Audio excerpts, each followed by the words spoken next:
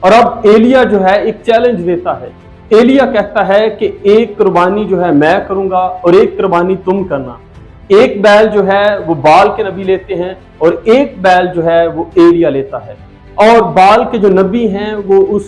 بیل کو لے کر اسے ٹکڑے کرتے ہیں، اسے قربان گاہ پر رکھتے ہیں، اور جب قربان گاہ پر رکھ چکتے ہیں تو وہ دعا کرتے ہیں، وہ اپنے دیوتا بال سے التجا کرتے ہیں، وہ اس کے حضور میں دعائیں مانگتے ہیں۔ اور ایلیا جو ہے انہیں چڑھاتا ہے اور انہیں کہتا ہے کہ تم اور بلند آواز سے دعا کرو، شاید تمہارا دیوتا جو ہے وہ کسی خلوت میں ہوگا، وہ کسی سفر میں ہوگا، وہ سو رہا ہوگا، اور وہ لوگ جو ہے دوپہر تک دعا کرتے رہے اور کوئی آواز نہ آئی، اور ایلیا جو ہے ان کا مذاق بھی اڑاتا ہے کہ تم اسے پکارتے رہو۔